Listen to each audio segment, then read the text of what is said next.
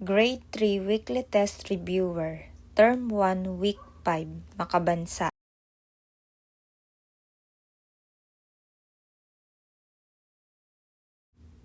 Panuto, piliin ang letra ng tamang sagot.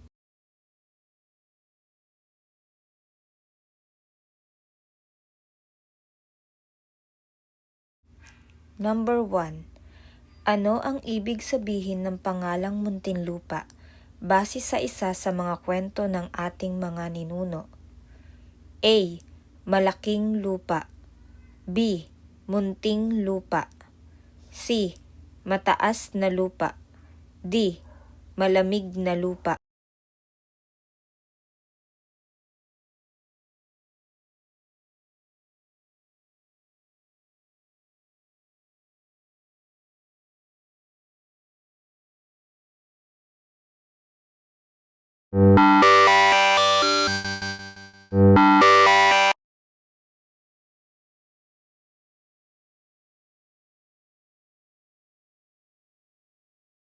Number 2.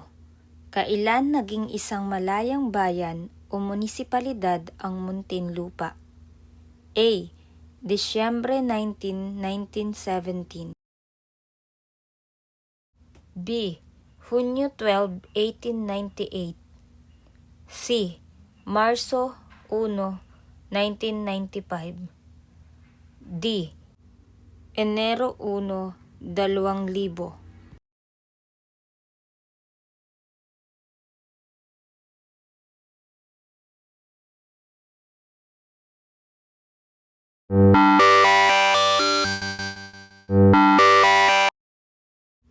Number 3. Ipinagdiriwang natin ang Muntinlupa City Charter Day tuwing Marso 1. Anong taon naging ganap na lungsod o highly urbanized city ang Muntinlupa? A. 1985. B. 1990. C. 1995. D. 2005.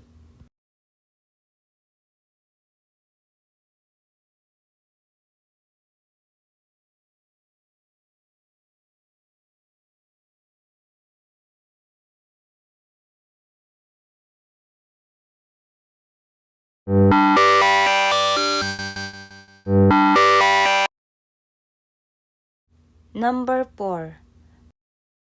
Ano ang tawag sa pinakamaliit na natural na lawa sa Pilipinas na matatagpuan sa loob ng Muntinlupa? A. Laguna de Bay. B. Taal Lake. C. Jamboree Lake. D. Pasig River.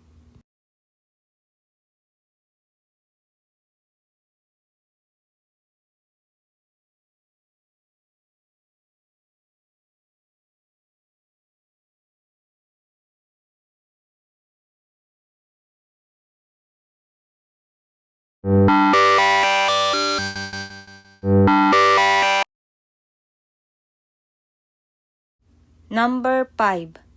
Ano ang pangalan ng lumang gusali sa Alabang na may istilong Art Deco at ginamit na ospital ng mga sundalong Hapones noong World War II? A. Museo ng Muntinlupa. B. Ospital ng Muntinlupa. C. Muntinlupa City Hall. D. Biological Production Service, BPS Building.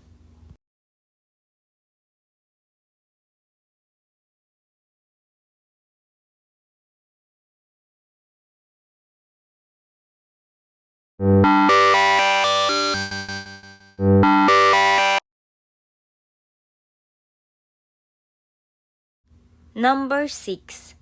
Ayon sa kwento ng mga matatanda, ano ang alamat o dahilan kung bakit tinawag na Muntinlupa ang lugar? A. Dahil ito ay matambok na lupa. B. Dahil ito ay may manipis na lupa. C. Dahil ito ay malapit sa dagat. D. Dahil maraming bundok sa paligid.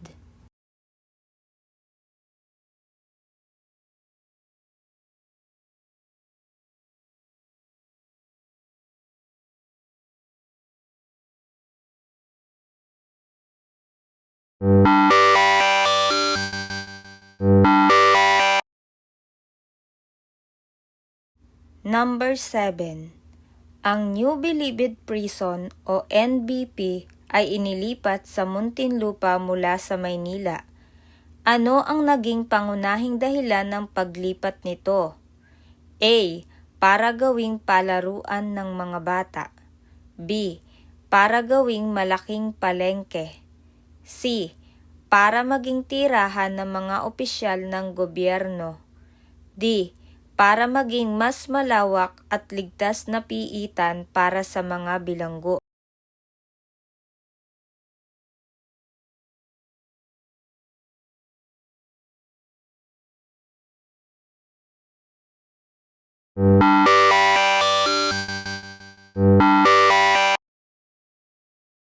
Number 8.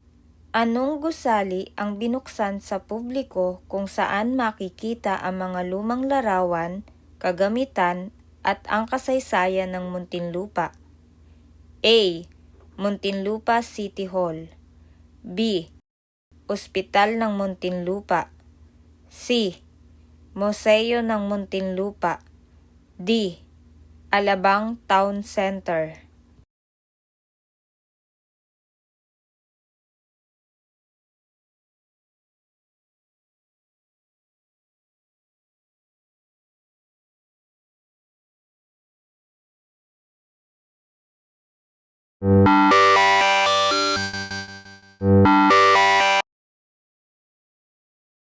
Number 9. Ano ang popular na bansag sa lungsod ng Muntinlupa dahil sa mabilis nitong pag-unlad at mga modernong gusali? A. The City of Smiles. B. Summer Capital of the Philippines. C. Historical City of the South. D. Emerald City of the South.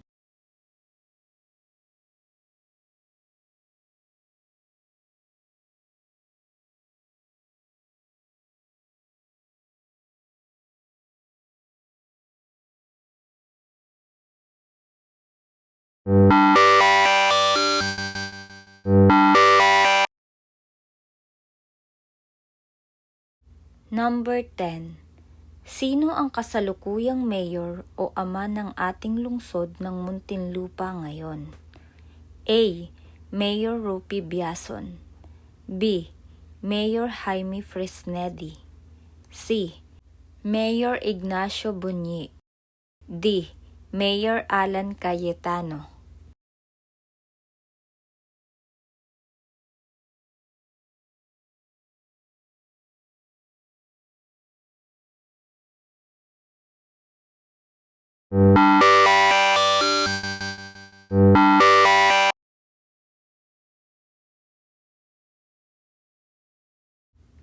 Test 2. Pangnuto. Isulat ang tama kung ang pangungusap ay wasto ang ipinapahayag at mali naman kung ito ay hindi totoo ukol sa kasaysayan ng Muntinlupa.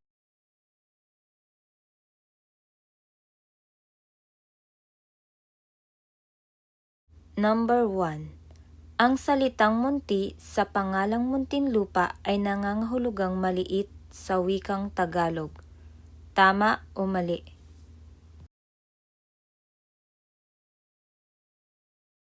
Number 2.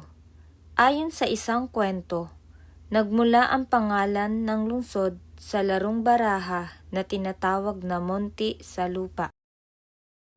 Tama o mali?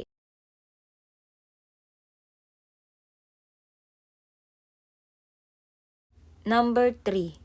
Noong Disyembre 19, 1917, opisyal na naging isang malayang bayan o munisipyo ang Muntinlupa.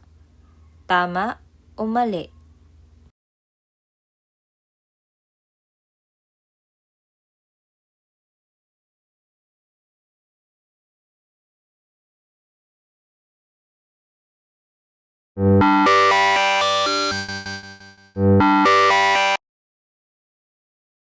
Number 4. Si Pangulong Fidel V. Ramos ang lumagda sa batas upang maging isang ganap na lungsod ang Muntinlupa. Tama o mali? Number 5. Ang Jamboree Lake na matatagpuan sa poblasyon ay ang pinakamalaking natural na lawa sa buong Pilipinas. Tama o mali?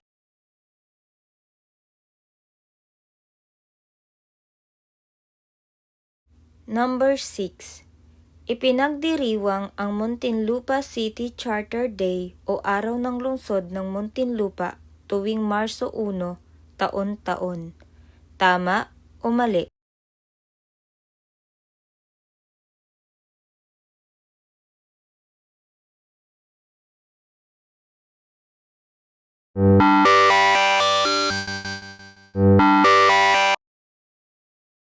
Number 7.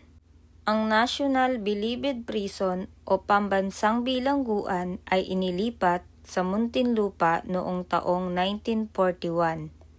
Tama o mali? Number 8. Ang Museo ng Muntinlupa ay itinayo upang ingatan at ipakita ang kasaysayan, sining at kultura ng lungsod. Tama o mali?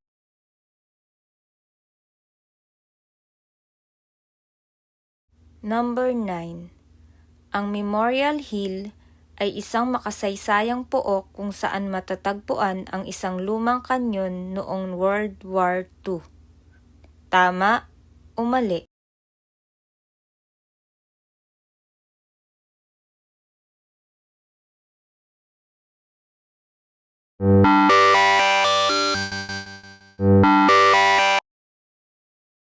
Number 10. Ang anyon tubig na nasa silangang bahagi ng Muntinlupa kung saan nangingisda ang mga sinaunang mamamayan ay ang Laguna de Bay. Tama o mali?